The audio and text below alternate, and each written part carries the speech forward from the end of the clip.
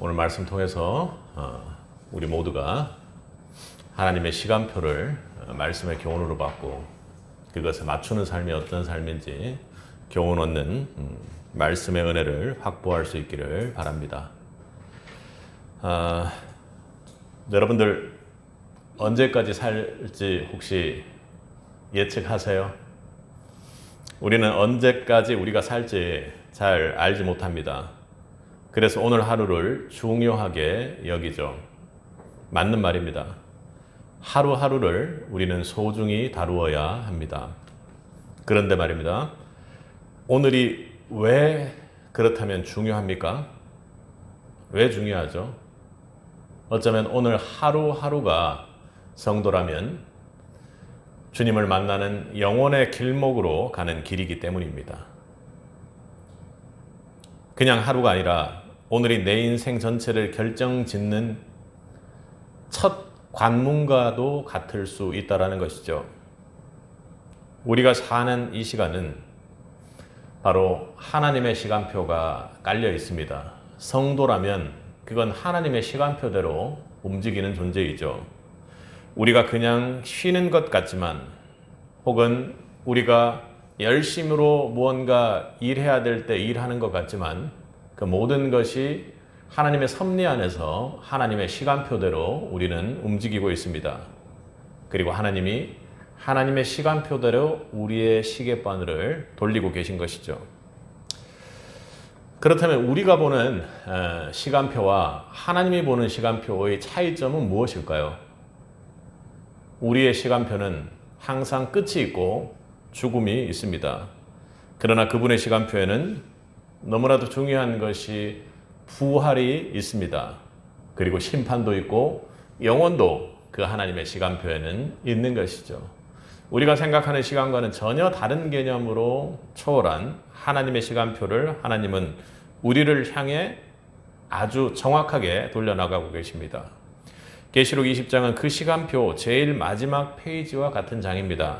읽고 있으면 그 세부적인 상황들 때문에 좀 너무나도 두렵고 떨리는 마음이 생깁니다. 죽은 사람들이 어떻게 다시 살아나는지, 그리고 그들이 살아났을 때 한 사람은 왕노릇을 하고 또 한 사람은 심판을 받고 그리고 어떤 사람들은 불못에 들어가는 지옥에 떨어지는 그 형벌을 받게 되는 그 모습이 너무나도 상세하고 너무나도 성경 전체와 틀림없이 맞는 말이어서 좀 두려움이 있습니다. 좀 두려운 얘기처럼 보이지만 이건 어쩌면 하나님이 그 초월적으로 돌리는 그 섭리의 시간표를 우리에게 그 시간표가 어떤지를 알려주는 모습입니다. 그러니까 너무나도 중요하겠죠. 하나님은 나는 이렇게 계획하고 시간표를 돌리고 있으니 너는 이 시간표에 맞춰서 준비하는 게 좋겠구나 하고 그렇게 얘기해 주는 겁니다. 우리가 아이들에게 그런 얘기를 하지 않습니까? 앞으로 이런 부분들 때문에 네가 고생하게 될 거야. 앞으로 이런 변화가 있을 수 있으니 거기에 맞춰서 준비해야 돼. 공부를 해야 돼. 이렇게 살아나가야 돼 하고 이야기하지 않습니까? 그런데 여러분, 만약 우리가 아주 막 잔소리꾼 부모가 아니고 필요한 말들만 그 각 방향에서 해주는 부모라면, 그걸 알려주는 부모라면 아마도 그 부모님께서 하신 그 말씀을 듣지 않았을 때 자식들은 엄청나게 삶 속에서 고통을 겪게 될 것입니다. 그게 무서운 건가요? 하나님 입장에서 보면 사랑이죠. 부모 입장에서 보면 그건 사랑입니다. 여러분, 우리는 하나님의 시간표 중 어디쯤 서 있고 또 그 시간표에 맞춰서 움직이고 있는지요. 내 시간표와 하나님 시간표가 잘 맞는다라는 것은 참으로 은혜로운 일이 될 것입니다. 하나님이 지금도 말씀하십니다. 지금도 내 시간표는 가고 있다. 움직이고 있다. 그러니 우리가 붙들어야 할 것은 지금 잘 먹고 잘 사는 나의 시간표가 아니라 영혼을 향한 차이점이 있는 그 하나님의 시간표를 붙들라고 오늘 말씀을 주시는 것입니다. 영혼으로 가는 길목에서 우리는 어떻게 살아야 하는 것입니까? 그 시간표를 여러분 보고 계십니까? 오늘 말씀을 통해서 우리가 어떻게 하면 하나님 시간표 안에 살 수 있는지에 대한 말씀의 은혜를 확보할 수 있기를 바랍니다.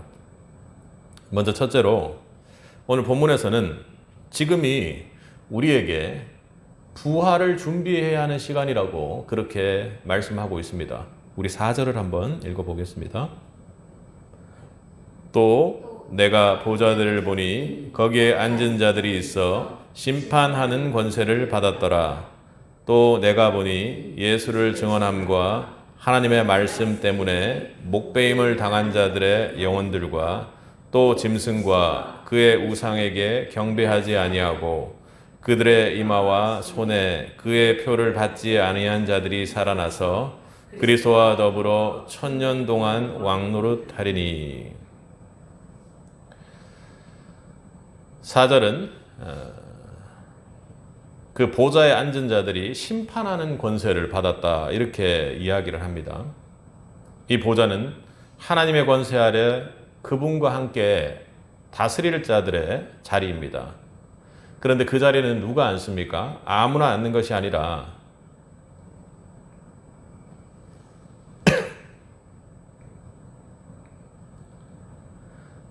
예수를 증언함과 하나님의 말씀 때문에 목배임을 받은 자들의 영혼들과 또 짐승과 그의 우상에게 경배하지도 아니하고 이마와 손에 그의 표를 받지도 아니한 자들이라고 그렇게 기록됐습니다. 우리 다시 한번 읽어볼까요? 또 여기서부터 함께 읽겠습니다. 또 내가 보니 예수를 증언함과 하나님의 말씀 때문에 목배임을 당한 자들의 영혼들과 또 짐승과 그의 우상에게 경배하지 아니하고 그들의 이마와 손에 그의 표를 받지 아니하는 자들이 살아서 그리스도와 더불어 1000년 동안 왕노릇하리니. 오늘 본문의 이야기를 보면 그 심판의 자리에 앉아 있는 사람들이 누구인지를 좀 일일이 이야기하고 있는 모습이죠. 그렇게 기록이 되어 있습니다. 다시 말해서 순교자뿐만 아니라 세상 권세에 굴복하지 않고 신앙의 절개를 끝까지 지킨 자들입니다. 여러분들이 말씀을 한 주간 읽고 묵상하면서 내가 그렇게 살고 있는지를 한번 돌아보아야 할 것입니다. 이건 생명이 걸린 문제죠. 그들은 살아서 그리스도와 더불어 1000년 동안 왕노릇을 합니다. 이것이 5절에서 말하는 것처럼 이는 첫째 부활이라 이렇게 이야기를 합니다. 이것이 바로 첫째 부활의 대상이며 하나님 나라의 영광에 참여할 자들의 조건입니다. 매우 세부적이고 디테일하며 우리가 만약에 육신이 죽게 된 이후에 어떤 일들이 우리에게 일어나는지를 그대로 알려주고 있습니다. 우리 5절을 함께 읽겠습니다. 6절까지 읽어보겠습니다. 그 나머지 죽은 자들은 그 1000년이 차기까지 살지 못하더라. 이는 첫째 부활이라.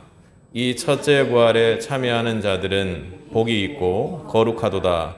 둘째 사망이 그들을 다스리는 권세가 없고 도리어 그들이 하나님과 그리스도의 제사장이 되어 1000년 동안 그도와 더불어 왕노릇하리라. 그러니까 지금 첫째 부활이 있고 또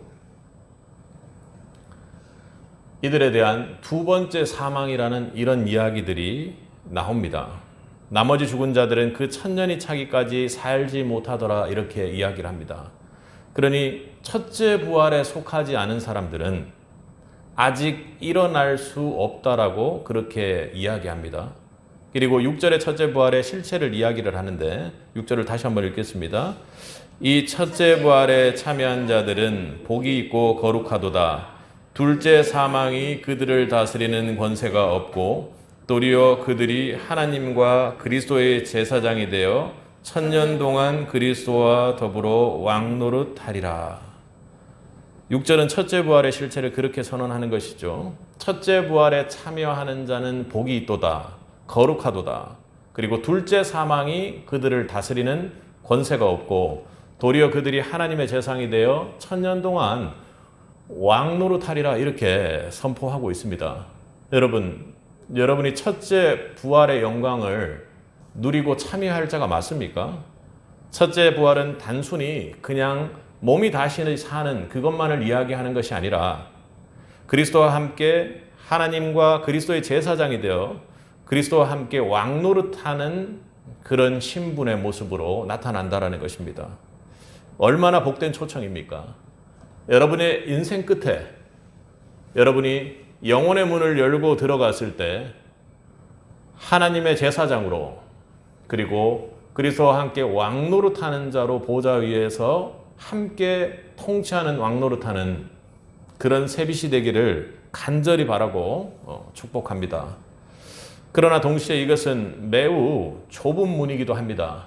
그러니까 우리는 당연히 그렇게 될 것이다 하고 그렇게 얘기하지만 오늘 본문은 꼭 그런 것만은 아니라는 모습을 아주 상세히 보여주면서 우리를 또 하나님의 심판 앞에서 두려움으로 하나님을 바라보게 합니다. 이 장면은 요한복음 5장 29절과 맞닿아 있는 말씀입니다. 요한복음 5장 29절은 이렇게 이야기하죠. 선한 일을 행하는 자는 생명의 부활로 악한 일을 행한 자는 심판의 부활로 나오리라. 부활은 하나이지만 그 모습에 둘이 있다라고 요한복음은 이야기를 합니다. 시간의 차이가 있고 또 내용의 차이가 있는 것이죠. 첫째 부활은 복된 자들이 생명을 누리는 생명의 부활이고 왕노릇하는 부활입니다. 그러나 둘째 부활은 심판의 자리로 나오는 무서운 부활입니다. 먼저 여러분에게는 어떤 부활이 기다리고 있다고 믿고 있습니까? 하나님은 오늘 본문 말씀을 통해 아주 부활에 대해서 세부적으로 말씀을 해주셔서 저는 이 말씀을 볼 때마다 참으로 두렵고 떨립니다. 첫째는 내가 첫째 부활에 속한 자로 있는 것인지에 대한 확신을 가지고 있지만 그 부활이 실제로 일어나서 첫째 부활과 둘째 부활 그리고 심판받는 자와 왕노릇하는 자로 완전히 갈리게 되는 모습을 성경에서 요한을 통해서 하나님께서 정확하게 보여주셨다라는 것이 얼마나 구원의 여정들이 매우 실제적이고 디테일한 것이며 우리가 그냥 막연하게 부활하겠지 하고 했던 것과는 하나님의 시간표나 타임테이블은 전혀 다르다라는 것을 깨닫고 참으로 정말 우리가 부활을 어떻게 믿고 있는지에 대해서 항시 돌아보아야 한다라는 생각을 합니다. 현실 속에 멈춰져 있는 우리의 삶을 보면 이 부활의 실제에 대해서 그렇게 느낄까요? 요한복음 11장에 예수님께서는 부활의 실제를 잘 느끼지 못하고 있는 사람들에게 상황으로 말씀으로 교훈을 주십니다. 요한복음 11장에 오빠 나사로가 죽자 마르다는 이렇게 말을 하죠. 마지막 날 부활할 때에는 다시 살아날 줄을 내가 아나이다. 그녀는 부활을 믿었죠. 그런데 그녀에게 부활은 언젠가는 일어날 수도 있는 그런 사건이라고 막연하게 생각을 하고 있었습니다. 그때 예수님은 마르다의 시간표를 깨트리는 것이죠. 나는 부활이요 생명이니 나를 믿는 자는 죽어도 살겠고 살아서 나를 믿는 자는 영원히 죽지 아니하리라. 아멘. 예수님께서 말씀하시는 것은 살아서 나를 믿는 자, 지금 이 순간에 나를 믿는 자는 영원을 살겠다고 말씀하는 것입니다.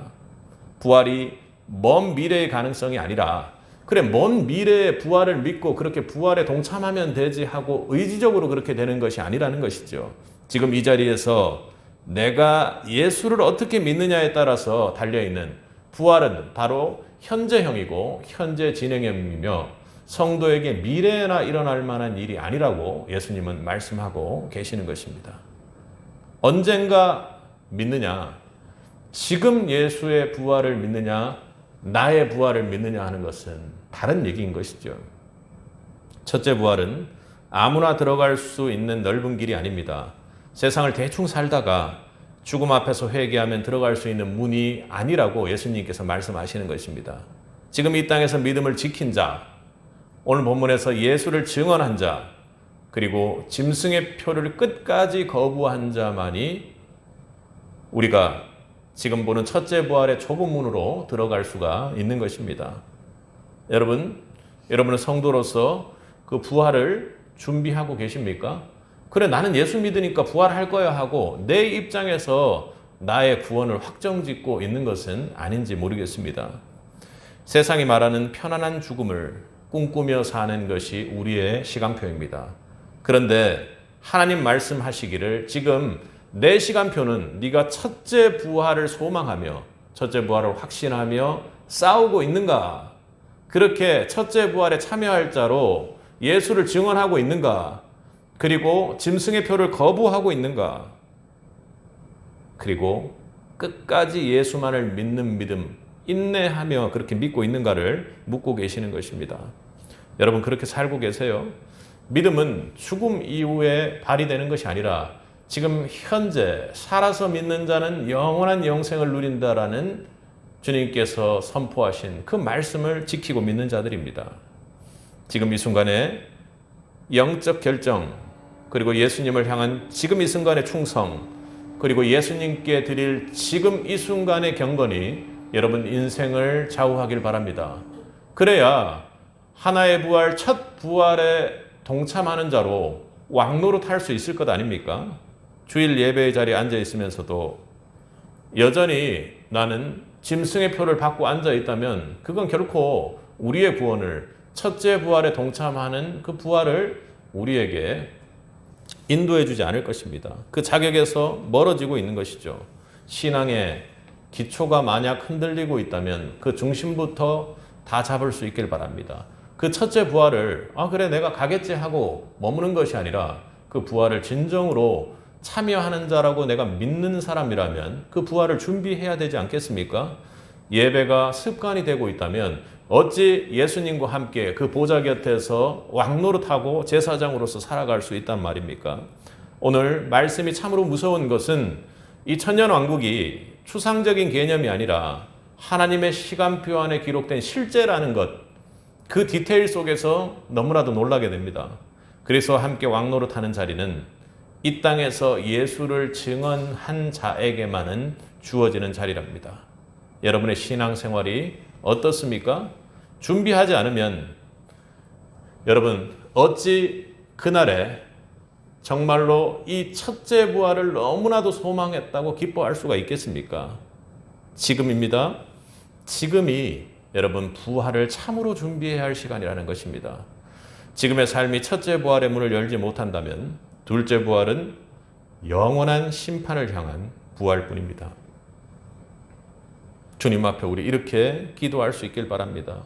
주님, 지금 내가 첫째 부활을 준비하는 삶을 살 수 있게 도와주옵소서. 좁은 길일지라도 그게 첫째 부활을 준비하는 길이라면 그 길로 갈 수 있는 능력 또한 은혜 또한 허락하여 주옵소서 하고 말입니다.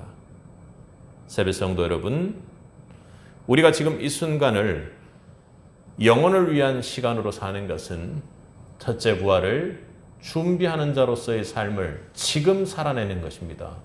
그 지금 살아내는 부활의 은혜가 있기를 주님의 이름으로 축복합니다.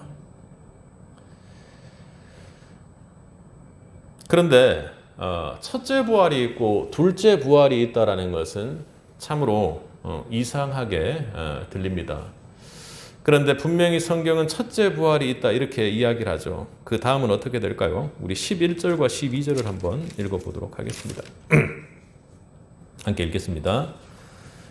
또 내가 크고 흰 보좌와 그 위에 앉으신 이를 보니 땅과 하늘이 그 앞에서 피하여 간데 없더라. 또 내가 보니 죽은 자들이 큰 자나 작은 자나 그 보좌 앞에 서 있는데 책들이 펴 있고 또 다른 책이 펴 있으니 곧 생명책이라. 죽은 자들이 자기 행위를 따라 책들에 기록된 대로 심판받다니. 아멘. 우리가 실제로 많은 이야기, 백보자 심판이라는 이야기를 많이 하죠. 흰 보좌에 앉은 자들이 심판하는 자리입니다. 요한은 백보자를 보았습니다. 흰 보좌 위에 앉으신 이는 만물을 창조하신 하나님이십니다. 아멘. 이제 모든 죽은 자들이 큰 자나 작은 자나 다 부활하여 그 앞에 서 있습니다. 이것이 바로 둘째 부활의 장면입니다. 첫째 부활에 참여한 성도들은 이미 그리스도와 함께 천년 왕국에 들어가 영광을 누리고 있습니다. 그러나 지금 이 자리는 첫째 부활에 참여하지 못한 모든 인류가 하나님의 최종 심판대 앞에 선 장면입니다. 우리 12절을 다시 한번 보겠습니다. 함께 읽겠습니다. 또 내가 보니 죽은 자들이 큰 자나 작은 자나 그 보좌 앞에 서 있는데 책들이 펴 있고 또 다른 책이 펴져 있으니 곧 생명책이라. 죽은 자들이 자기 행위를 따라 책들에 기록된 대로 심판을 받으니. 이 장면에 결정적인 것은 무엇입니까, 여러분? 두 종류의 책이 있다라는 것입니다. 요한은 말합니다. 책들이 펴졌고 또 다른 책이 펴졌는데 그것은 생명책이라 이렇게 이야기를 하고 있죠. 책들에는 각 사람들의 삶이 낱낱이 기록되고 있습니다. 우리가 복음 제시를 할 때 이야기하는 그 책입니다. 우리가 무엇을 말했는지, 무슨 생각을 품었는지, 어떤 행동을 했는지 모든 것이 기록되어 있습니다. 이 책들은 행위의 책이죠.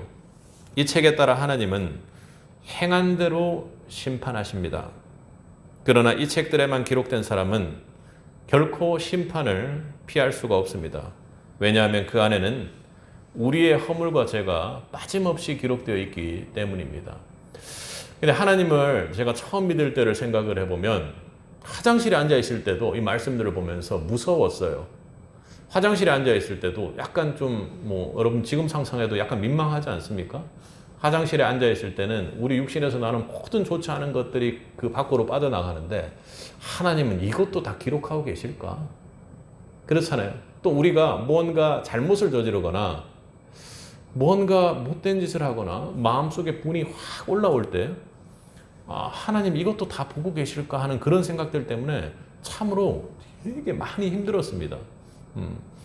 그러다가 십자가 주님을 만나고 나서 그런 어떤 내 마음 속에 있는, 내 육신 속에 있는 죄들이나 정말로 도저히 보기 싫은 추함 같은 그런 모습들이 주님께서 그 모든 것을 짊어지고 가셨다라는 그 사랑을 내가 깊이 경험하고 나서 그나마 좀 나아졌다고 할까요? 이 책들에 기록된 것으로는 결코 심판을 피할 길이 없을 거라고 생각합니다. 아주 작은 티끌 하나도 제가 기도할 때는 3살, 4살 때 생각했던 악한 그 마음, 왜 그런 마음이 저에게 들어왔는지 모르겠지만 악하고 음란했던 그런 마음들이 3살, 4살 때 들어왔던 것까지 제가 기도할 때, 회개 기도가 터질 때는 일일이 다 기억나서 그렇게 회개했었습니다. 그러니 결코 심판을 피할 자는 없을 거라고 저는 생각을 합니다. 하나님이 그것까지 아시기에 그걸 보고 저에게 그 어릴 때의 모습 또한 생각나게 하시지 않았겠습니까? 그래서 우리에게는 어떤 책이 필요합니까? 그 이후에 본 또 다른 책이 펴졌으니 곧 생명책이라 하는 그 생명책이 필요한 것입니다. 생명책은 다른 책들과는 다릅니다. 이 책은 예수 그리스도를 믿는 자들의 이름이 기록된 책입니다. 할렐루야. 여러분에게 이 책에 이름이 기록되어 있는 은혜가 반드시 있으리라고 믿습니다. 여러분 그를 소망하고 그것을 기쁨으로 삼고 그것을 즐거이 이 땅을 사는 새빛이 되길 바랍니다. 이 책은 우리가 무엇을 했느냐가 아니라 우리가 무엇을 믿었느냐가 기록되어 있습니다. 우리가 어떤 나쁜 짓을 했느냐가 아니라 우리가 무엇에 의지했느냐가 기록되어 있는 책인 것입니다. 예수님의 의가, 예수님의 보혈이 우리의 죄를 덮었을 때 그 이름이 적혀 있는 은혜의 책인 것이죠. 요한계시록은 지금까지 수차례 회개의 기회를 주셨던 하나님의 긴 인내를 보십니다. 그러니 어떤 책에는 누구누구에게 몹쓸 말을 했던 누구누구 집사 이렇게 적혀 있다면 다른 그 책에는 그럼에도 불구하고 예수 그리스도를 믿은 모모모 집사 이렇게 기록되어 있을 수 있다는 것이죠. 요한계시록은 지금까지 수차례 기회를 주셨던 하나님의 긴 인내를 그렇게 우리에게 보여줍니다. 그러나 백보자 앞에서는 이날에는 단 한 사람에게도 회개의 기회가 남아있지 않다라는 놀라운, 여지껏 하나님과의 모습과는 다른 더 이상 회개의 기회가 없이 회개할 텀을, 기다림을 주는 것이 아니라 바로 이 백보자 심판에서는 기록된 대로 즉결 심판을 하고 있는 자리라는 것이 참으로 무섭습니다. 기록에 따라 결과를 받는 시간이고 회개의 시간은 끝났고 우리가 영적으로 방향을 틀 수 있는 시간도 끝난 자리입니다. 하나님은 책을 여십니다. 결코 누구도 피할 수 없는 책을 여시죠. 그 완전한 기록의 심판 앞에서 우리는 살아남을 수가 없습니다. 오직 나의 이름이 주의 보혈로 덮인 생명책에 기록되어 있는지의 여부입니다. 이것이 하나님의 마지막 시간표이지요. 그리고 지금은 그 생명책을 준비해야 하는 시기입니다. 여러분의 기록은 어떤지요? 지금 아직 생명이 있는 때에는 그 기록을 바꾸어 나갈 수 있는 은혜의 시간이 있다라는 것입니다. 히스기야의 왕은 죽음을 선고받고 벽을 향해 통곡을 하며 그렇게 기도를 했습니다. 주 앞에 진실과 전심으로 행한 것을 기억하소서. 그는 단순히 살려달라고 기도한 것이 아닙니다. 내가 부족하고 연약하고 곧 육신의 생명이 끊기게 된 상황이지만 하나님 아버지, 내가 생명을 연장해야 될 이유가 있사오니 저희 하나님을 향한 그 마음을, 행위를 꼭 기억하여 주옵소서 하고 하나님 앞에 간절히 매달렸던 것입니다. 그는 단순히 살려달라고 기도한 것이 아니라 내 삶을 하나님께서 일일이 기록하고 알고 계신다라는 것을 알고 그 기록되고 있는 모습에 기대어 기도했던 것이죠. 자신의 삶이 하나치도 빠짐없이 하나님의 기록 앞에 놓여 있음을 그는 잘 알고 기억해 달라고, 그리고 그 기록 속에서 주의 생명을 발견하게 해달라고 기도했던 것입니다. 하나님은 그의 기도를 들으시고 생명을 15년을 더하시며 이렇게 말씀하셨습니다. 내가 너 기도를 들었고 너 눈물을 보았노라. 그날 히스기야는 보혈로 덮인, 하나님의 은혜로 덮인 생명에 이어지는 표징을 받게 되는 것입니다. 심판의 부활이 오기 전에 아직도 우리는 생명을 열 수 있는 기회가 있는 것입니다. 우리에게도 기록을 지울 수는 없겠지만 주의 보혈로 기록을 덮는 생명책의 은혜를 준비할 필요가 있는 것이죠. 뿐만 아니라 내 옆에 그 생명책의 이름조차도 올리지 못하고 그 생명책이 무엇인지도 모르는 누군가가 있다면 어린 양 예수의 생명책에 기록될 수 있는 은혜의 복음을 전해야 하는 것입니다. 사랑하는 성도 여러분, 성도는 생명책에 이름이 새겨진 사람이므로 생명책에 이름 안에서 살아가야 하는 사람입니다. 하나님은 우리의 삶을 다 기억하고 계시죠. 그래서 책들을, 몇 권이 되는 제들의 책들을 쌓아 놓으면 우리 주님 만나는 날 우리를 향해 기록해 놓은 책들은 대체 몇 권이나 될까요? 우리가 무슨 말을 했고 무엇을 했는지를 다 적고 계셨습니다. 그런데 그 책이 참 무섭습니다. 거기에 적힌 것으로는 우리가 결코 구원받을 수 없고 심판을 면할 자가 없다라는 것만 확증적으로 알게 하는 것이죠. 그래서 그 책으로는 우리는 그 심판을 결코 통과할 수 없고 둘째 부활의 그 심판대 앞에 섰을 때 우리는 지옥 형벌을 면할 수가 없는 사람입니다. 그런데 감사한 것이 오늘 하나님의 또 다른 책, 생명책이 있다는 것입니다. 예수님을 믿고 사는 여러분들, 또 예수님을 붙든 사람들, 자기 죄를 예수님의 십자가를 통해서 죄사함의 은혜를 누린 사람들의 이름이 거기에 적혀 있습니다. 그 책이 구원의 책입니다. 나의 의가 아니라, 내가 열심으로 잘 살아서가 아니라, 이 땅에서 착하게 누군가를 도와서가 아니라 바로 예수님의 의로 덮여진 책이요, 예수님의 의로 우리의 이름을 써내려간 책입니다. 그래서 그 책에 이름이 있는 사람은 결코 심판을 받지 않습니다. 아멘. 예수님 은혜로, 예수님 덕분에 우리는 프리패스로 무사 통과를 경험한 사람입니다. 그게 바로 우리가 믿고 있는 복음이죠. 우리는 인생 중에 착하게 살아내야 합니다. 바르게 살아야 합니다. 그리고 정직하게 살아야 하고, 참으로 우리 입술 속에서 기쁨의 언어, 생명의 언어가 나와야 합니다. 하지만 그걸로 구원받을 수는 없습니다. 결코 우리는 구원받을 수 없는 사람들입니다. 우리는 예수님을 믿어야 구원받을 수 있는 사람입니다. 예수님 이름으로만 구원받을 수 있습니다. 그러니 지금 우리는 예수님 이름 안에 들어가 있어야만, 생명책에 이름이 기록되어 있어야만 구원받는 자가 되는 것이죠. 우리 힘으로 살아봐야 여러 책들에 우리 힘으로 살아왔던 날들이 기록됩니다. 또 다른 그 생명의 책에는 결코 우리 힘으로 살아온 세월들이 적힐 수가 없는 것이죠. 그 책에 기록된 이름은 예수님을 붙들고 산 사람들의 이름입니다. 내가 잘 살아서가 아니라요. 내가 예배당에 한 번도 빠지지 않고 왔기 때문에 쌓은 그 의 때문이 아니라 예수님의 피로 구원받는 사람이 되어야 합니다.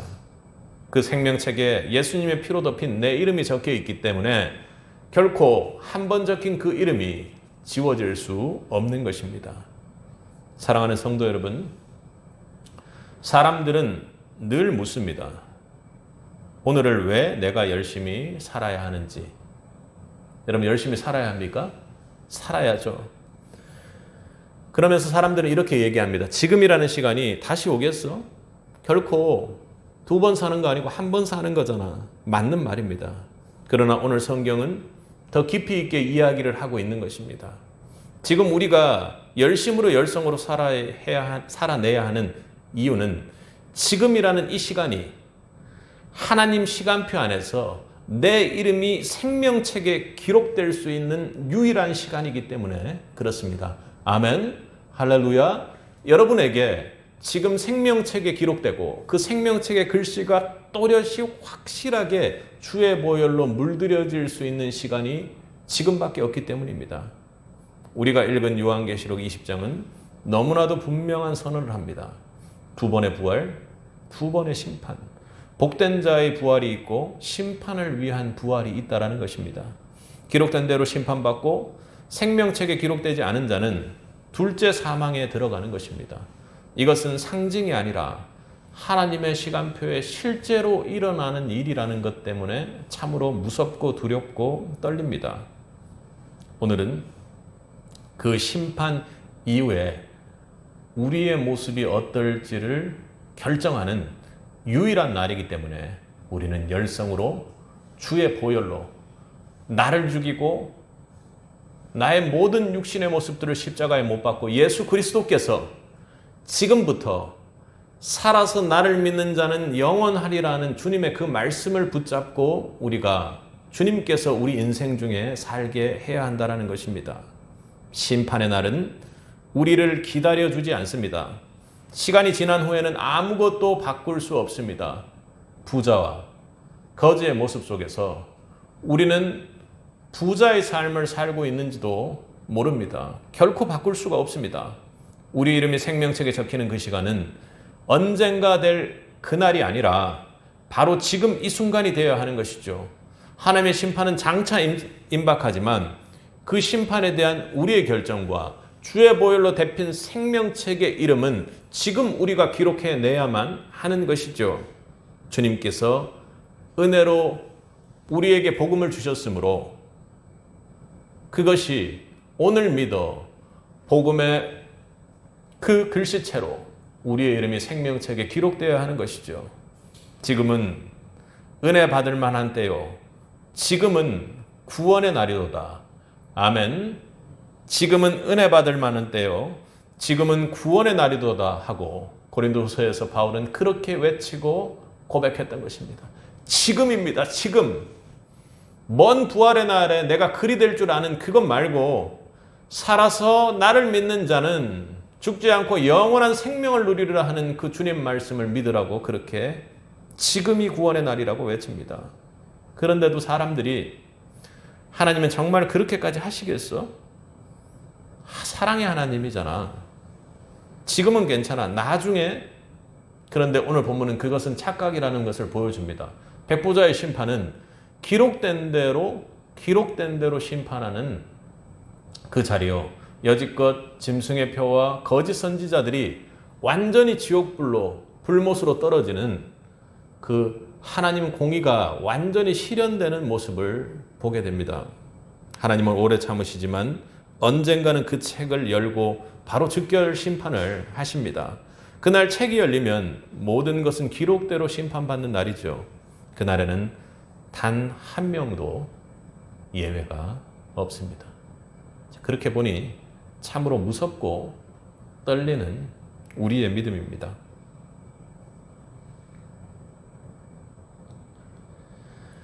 예수님이 돌아가기 전에 두 명의 강도가 함께 십자가에 달렸습니다.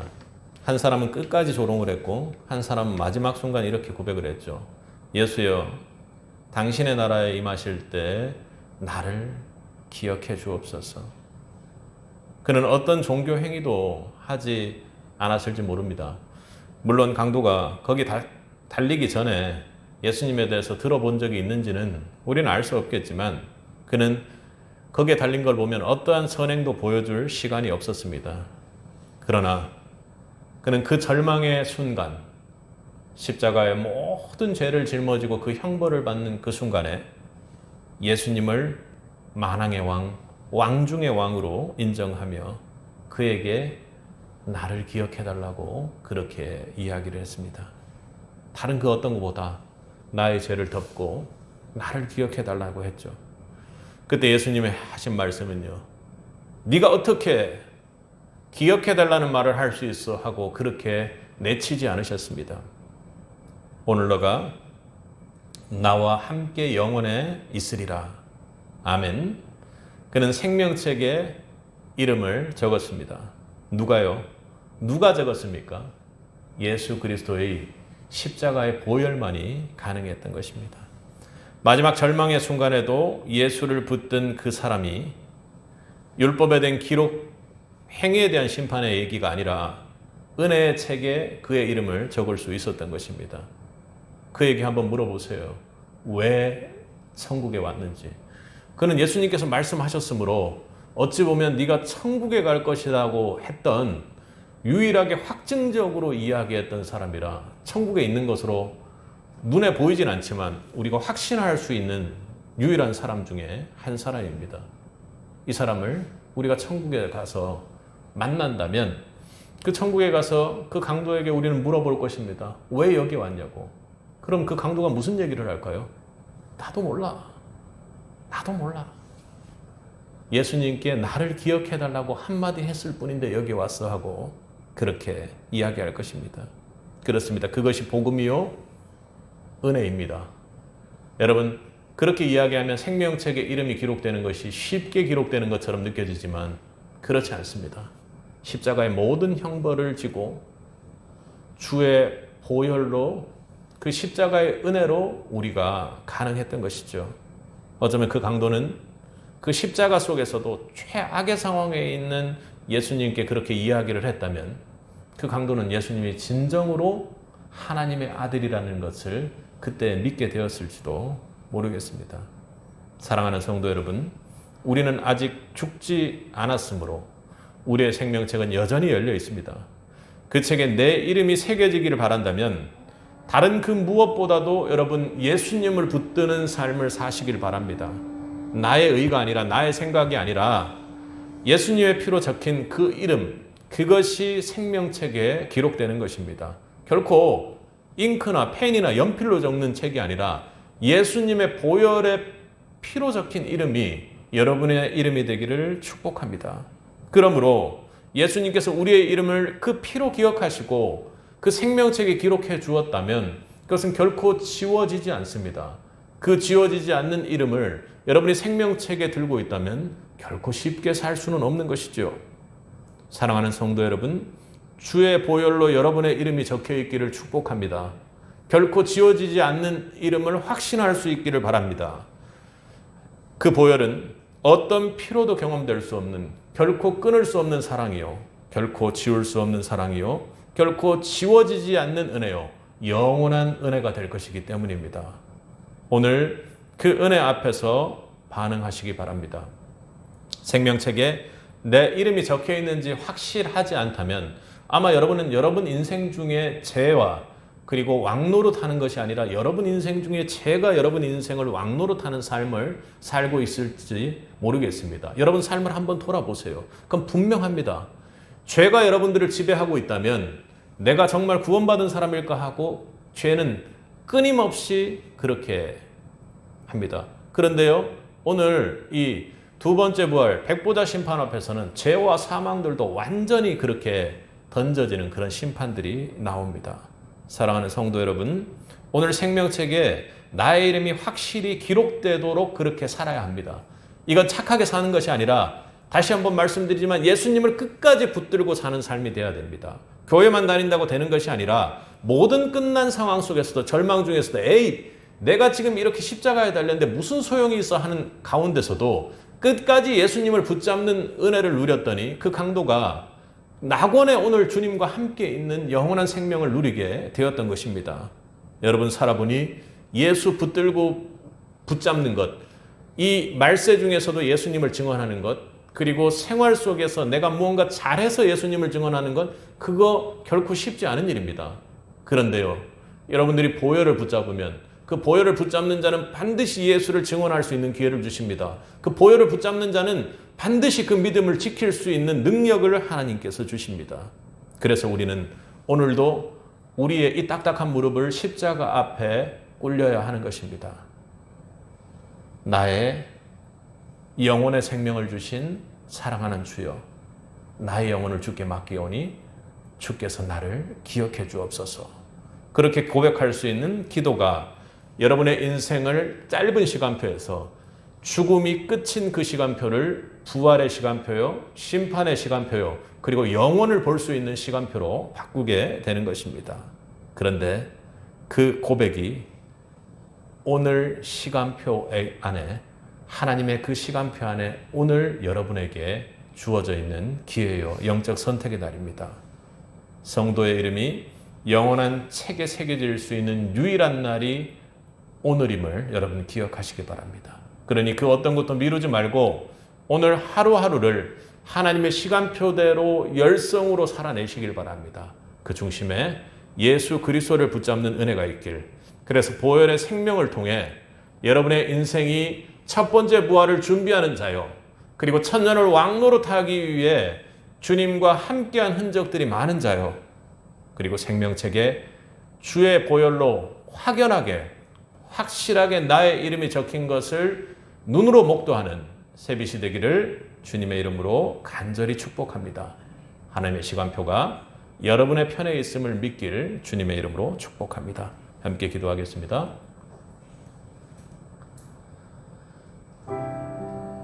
사랑과 은혜가 풍성하신 아버지 하나님, 오늘 말씀을 통해 우리가 첫째 부활에 참여하는 영광을 누리는 자 되었음을 다시 한번 깨닫습니다. 도저히 돌이킬 수 없는 이 죄인들이 어떤 이유로 주님의 그 한량없는 은혜만으로 그 영광의 자리에 설 수 있게 되었습니다. 주님 감사합니다.